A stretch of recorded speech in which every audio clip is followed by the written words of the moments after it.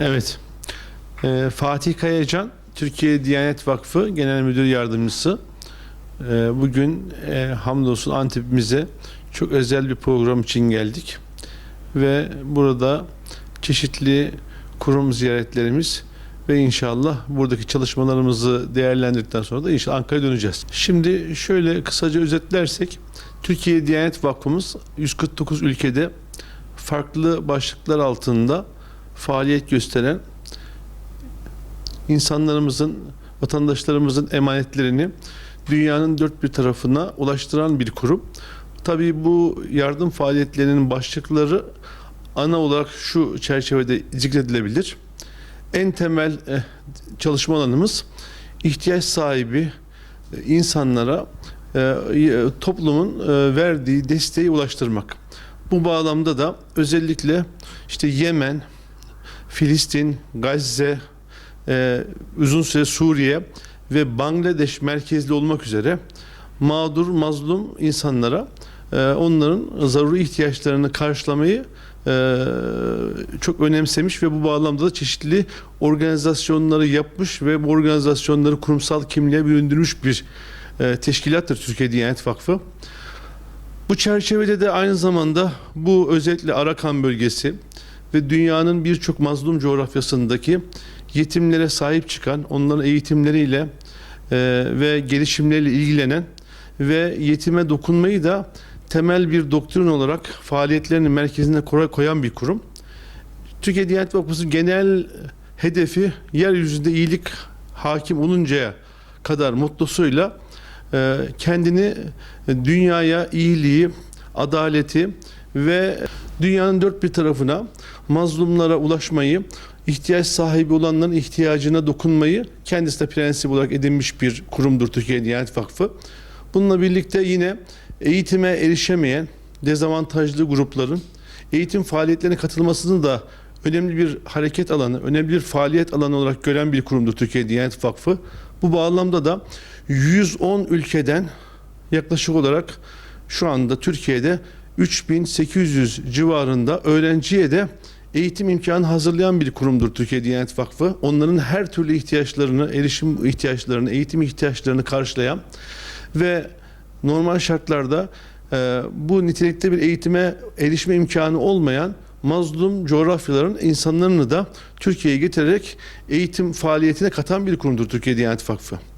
Ana hareket faaliyet noktalarından iki tanesi de Ramazan ayı ve Kurban Bayramı olarak tanımlayabiliriz. Ramazan ayında milletin, ümmetin zekatlarını yine ihtiyaç sahiplerine ulaştıran, Kurban Bayramı'nda da yine kurban ibadet çerçevesinde mazlum coğrafyalara ihtiyaç sahibi olan insanla bu kurban etinin ulaşımını sağlayan da bir kurumdur Türkiye Diyanet Vakfı. Özetle dünyanın dört bir tarafında yolu gözlenen bir kurumdur Türkiye Diyanet Vakfı. Gözlenen bir kurumdur Türkiye Diyanet Vakfı. Hamdolsun örneğin son kurban organizasyonu çerçevesinde 38 milyon insanı kurban ikramıyla, etiyle ulaştıran bir kurumdur Türkiye Diyanet Vakfı. Bunun yanında İslami Araştırmalar Merkezi başlığı altında ifade edebileceğimiz, Türkiye 29 Mayıs Üniversitesi başlığı altında ifade edebileceğimiz çok ciddi eğitim faaliyetlerine de imza atan bir kurumdur Türkiye Diyanet Vakfı. Özellikle sahih dinin öğrenilmesi, Kur'an ve sünnet çerçevesinde İslam'ın doğru algılanması için de çok ciddi faaliyetlerin içinde bulunan bir kurumdur Türkiye Diyanet Vakfı. Örneğin 44 dil ve lehçede Kur'an mealiyle insanlığı buluşturandır Türkiye Diyanet Vakfı.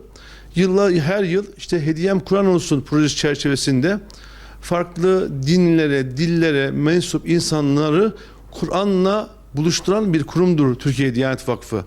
Yani Türkiye Diyanet Vakfı'nı tanımlarsak insanlığın ihtiyaç duyduğu her alanda ve dini bir İslam'ın dünyaya yayılması, sahih dinin öğrenilmesi noktasında çok yönlü çalışmalara imza atan, ihtiyaç addedilen noktada bulunma çabasında olan bir kurumdur Türkiye Diyanet Vakfı. Şimdi tabii yetim konusu Efendimiz sallallahu aleyhi ve sellemin tavsiyeleriyle, emirleriyle, hatta bu alanda faaliyet gösterenlere olan müjdeleriyle İslam dünyasında, Müslüman ruhunda çok kıymetli bir yeri olan bir konu, yetim konusu.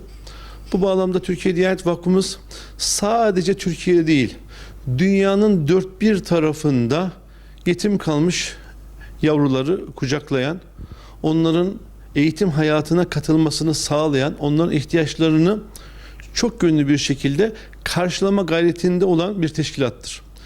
Diyanet Vakfımız hem merkezi, genel merkez anlamında birçok aktivitelerle, yetimhanelerle, dünyanın dört bir tarafında açtığı yetimhanelerle, Türkiye'deki organizasyonlarla yetimin, hani Efendimizin tabiriyle saçını okşamanın ne kadar kıymetli olduğu noktasında hizmetleriyle bunu ortaya koyan bir kurumdur.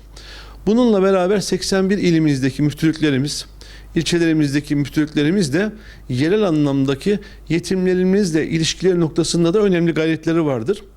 Yetim çalışması Türkiye Diyanet Vakfı'nın önemli çalışma noktalarından birisidir. Rabbim bize bu noktada yardımcı olan, destek olan hayırsever aziz milletimizi, necip milletimizi ilelebet payidar eylesin inşallah. Allah hepsinden razı olsun. Evet, Gazze İslam coğrafyasının en önemli kanayan yaralarından birisidir.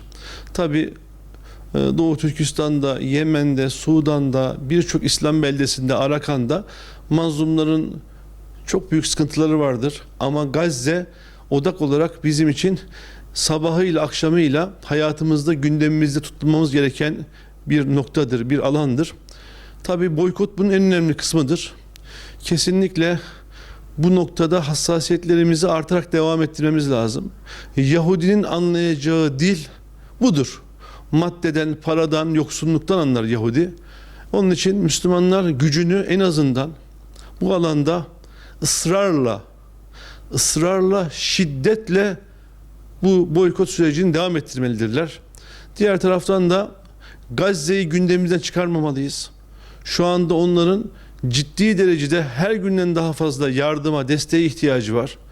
Yerel anlamda Türkiye Diyanet Vakfı vasıtasıyla, Gazze'li kuruluşlar vasıtasıyla oraya biz belli bir plan, program dahilinde ciddi bir kaynağı aktarma noktasında gayretimizi artarak devam ettirmemiz lazımdır. Onlar tabiri caizse açık hava hapishanesi diyeceğimiz bir noktada hayatlarını sürdürmenin mücadelesindeler. Evsiz, yiyeceksiz, barınaksız ama ilkelerinden, duruşlarından taviz vermeden Siyonistlerle mücadele etmenin gayretindeler. Hiçbir şey yapamıyorsak en azından boykot noktasındaki tavrımızı şiddetlendirerek, artırarak devam ettirmemiz lazım. En azından Ruzi mahşerde Mevlamıza halimizi arz edeceğimiz, biz de şunu yaptık diyebileceğimiz bir duruşumuzu mutlaka kuvvetlendirmemiz lazım, devam ettirmemiz lazım. Hulasası ise Gazze cidden özgür oluncaya kadar, Gazze bağımsızlık kazanıncaya kadar bizim her gün 5 vakit namazımızın beraberinde Gazze gündemimizi evimizden, çocuklarımızdan, soframızdan eksik etmeme çabamızı devam ettirmemiz lazım diyorum. Rabbim ümmetin birliğine inşallah bu süreçleri vahdetine vesile kılsın. Çünkü bunların hepsinin özünde paramparça olmuş, tabiri caizse taneleri dağılmış bir tesbih misali, ümmet perişan bir halde. Hepsi böyle paramparça, işin bir tarafından tutuyormuşçasına yapma durumunda. Artık biz Gazze konusunda söylemin dışında ciddi bir eylem, ciddi bir duruş çok arzuluyoruz. Onun için tekrar söylemek istiyoruz ki en azından evlerimizde, mahallemizde, sohbetlerimizde Gazze canlılığını korumalı ve artık inşallah bu duruşumuz dünyada farklı bir anlamla buluşmalı demek istiyorum.